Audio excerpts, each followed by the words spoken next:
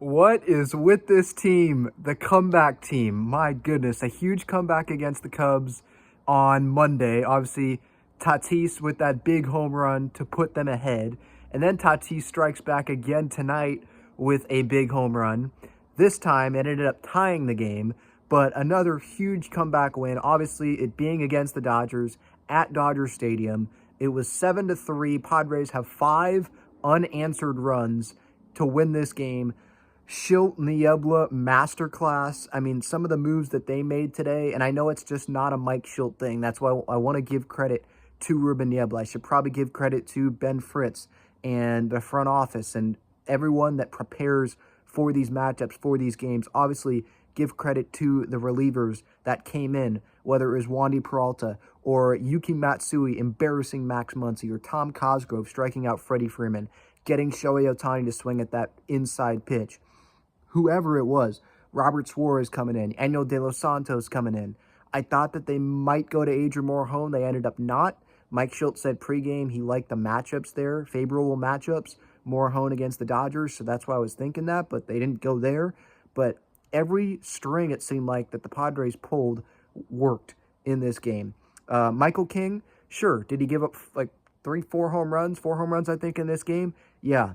But there were only one, maybe 2 that were like, okay, that was a bad pitch. I mean, Shohei Ohtani, sure, it was missed spot, but that ball's outside and Shohei took that deep. You know, there's some pitches that, am I going to get pissed off about? Teoscar Hernandez's home run, that ball, I believe, was outside the strike zone as well. Like, some guys, they just get you. Sometimes you just get beat. Manny, aggressive, right out of the gate, home run off of Yama meatballs, at least against the Padres. That's what it seems like sometimes. Ha-Seong Kim having a home run. Crony, I know it barely got out, but he hit a home run. It was funny. Dodger fans love to get at me on social media when I said that Jake Cronenworth had more home runs than Freddie Freeman, when all I was doing was stating a fact.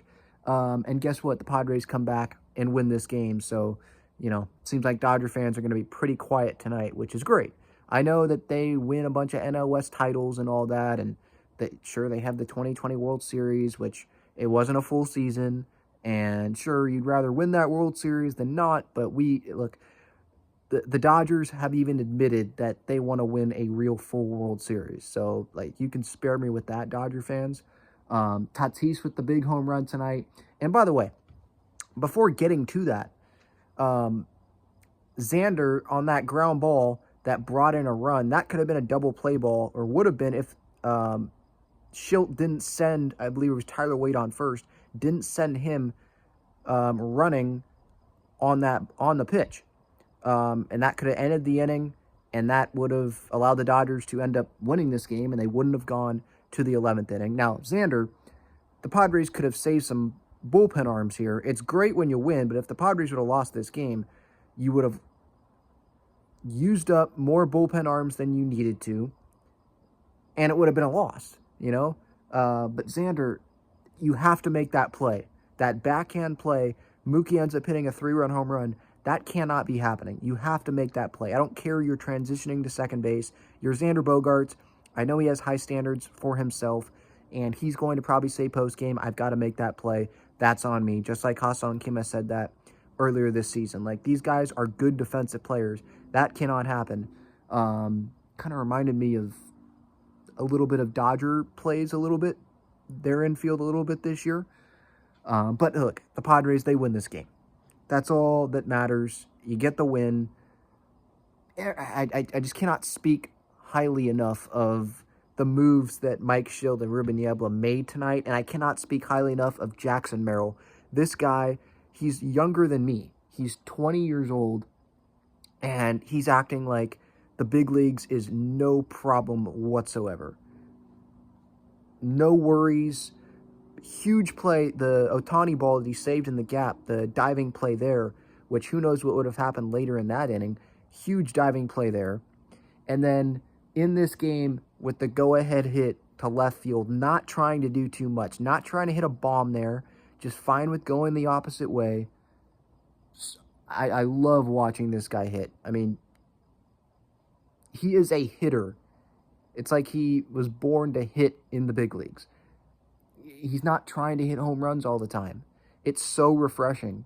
And seeing a Padres homegrown. I know Tatis, we look at him as homegrown, but he was not drafted as he was not put into the Padres organization. He was not signed by A.J. Preller. He was acquired by A.J. Preller. Here, with Jackson Merrill, this is a homegrown, developed guy, and it seems like he absolutely loves playing at Dodger Stadium. And he was talking with Don and Mud postgame. Like, doesn't matter how rude the fans are, the rude things that they say to him and his teammates. He loves being in that role for this Padres team, and it seems like he has totally embraced being the starting center fielder for this Padres team when he's been a shortstop, like, I think his entire life. And then he goes to left field for a couple games in spring training.